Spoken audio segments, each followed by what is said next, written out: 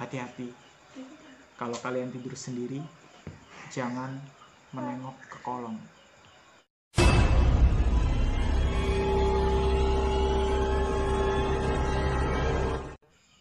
Halo guys, welcome back to my channel.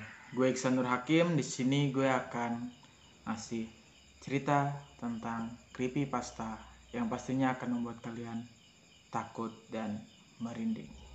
Oke, langsung aja untuk cerita yang pertama.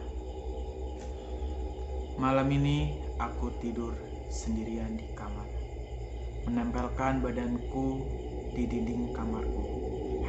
Tapi sepasang tangan merangkulku dari belakang. Berarti maksudnya dia itu tidur sendirian, tapi tiba-tiba dari belakang ada tangan yang merangkul. Oke, next ya. Aku tak menyukai kekasih baru ibuku. Dia jahat seperti iblis. Aku memecahkan gelasnya ketika dia minum, mematikan lampu ketika mereka sedang asik berpesta, bahkan menjatuhkan foto lelaki itu dari atas meja. Tapi ibu tetap tak menghiraukanku. Aku sayang sekali sama ibuku dan ingin memastikan ibu tak mati sepertiku. Oh, berarti anak itu dibunuh oleh ayah tirinya. Terus dia nggak mau ibunya juga mati seperti dia. Oke, next ya. Aku adalah seorang penulis. Tugasku adalah menulis cerita tentang pembunuhan dan prosesnya. Tapi yang paling kusukai dalam pekerjaan ini adalah suara cerita. Oh, jadi penulis ini tuh seorang psikopat yang menulis proses saat dia membunuh. Oke, next. Semua berawal dari kamar mandiku. Ya, saat itu aku sedang mandi. Tapi kenapa ayah mengintipku dengan muka kosong di atas loteng? Padahal dia kusembunyikan di dalam koper. Berarti anaknya itu membunuh ayahnya sendiri terus dimasukkan ke dalam koper. Tapi saat dia mandi ada wajah ayahnya yang sedang ngintip di loteng. Berarti siapa? Hantunya. Oke, next. Aku melihat ponselku. Ada sebuah pesan masuk dari pacarku. Aneh, padahal ponselnya ada di dalam laciku. Oh, aku baru ingat bahwa kedua tangannya masih kusimpan di samping ponselnya.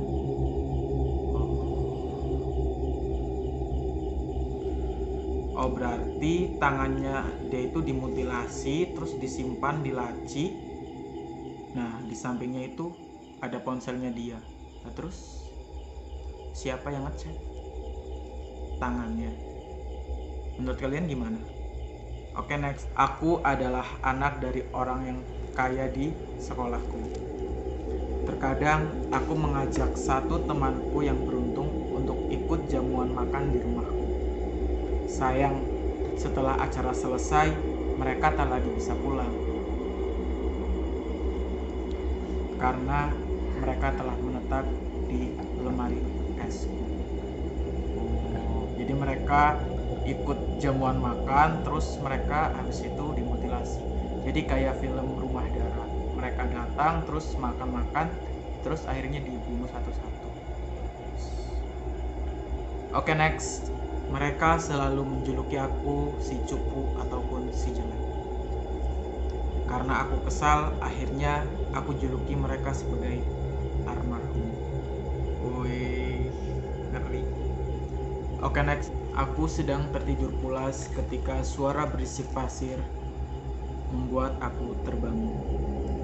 Setelah itu, aku hampir tidak bisa mendengar suara pasir itu lagi setelah pasir menutup peti hingga menghilangkan suara teriakan. Berarti ada orang yang mati di dalam peti, terus pasir itu menutupi petinya hingga suara-suara orang yang sedang melayat tidak terdengar lagi. Oke, next. Mereka bilang mayat anak kecil yang hilang itu sudah ditemukan dan sudah dikubur. Memang berita-berita ini selalu mengada-ada, kataku sambil melihat ke dalam kulkas.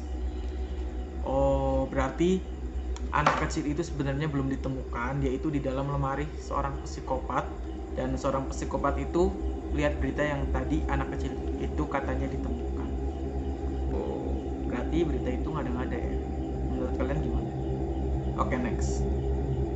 Aku pernah bilang pada kekasihku, jangan pernah tebar pesona di depan banyak gadis. Sayang, dia tidak menuruti permintaan. Namun karena terlanjur cinta, maka aku putuskan untuk membantunya. Keesokan hari, ku tebar setiap bagian tubuhnya yang mempesona di depan banyak gadis. Oh, berarti si pacarnya tadi yang tebar-tebar pesona itu badannya dimutilasi, terus setiap bagian tubuhnya itu dikasihkan kepada gadis-gadis yang tertarik pada dia. Oke, next. Aku sedang sendirian di rumah. Aku mendengar ketukan di pintu. Ketika membuka, aku melihat nenek membawa bunga kuburannya. Wah, neneknya jadi kembali.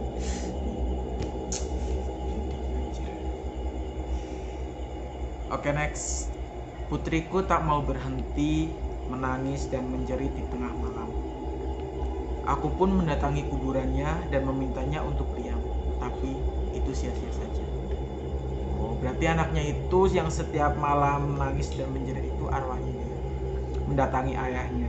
Terus akhirnya ayahnya pun memintanya untuk diam di kuburannya, tapi sia-sia. Dia tetap menangis setiap malam dan menjerit. Wow, hati-hati kalian yang tidur sendiri. Oke, next. Ini cerita terakhir dan paling seram. Aku membaringkan putra sematawayangku di tempat tidurnya, dan dia berkata, "Ayah, periksalah apa ada monster di bawah kasurku." Aku melongok ke kolong untuk menyenangkan hatinya, dan aku pun melihatnya di sana.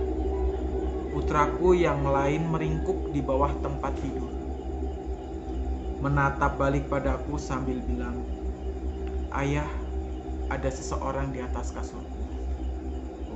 Berarti yang di atas kasur anaknya atau yang monsternya? Atau yang bawah yang monsternya atau anaknya? Menurut kalian gimana? Hati-hati. Kalau kalian tidur sendiri, jangan menengok ke kolong. Takutnya ada sesuatu yang akan membuat kalian kaget. Dan oke, jadi itu aja untuk cerita-cerita seram creepypasta untuk kali ini. Tunggu video-video selanjutnya. Dan untuk kalian, jangan tonton video ini sendirian. Karena bisa saja makhluk-makhluk dunia lain ikut menonton di samping kalian. Saya Iksanur Hakim. Sampai jumpa.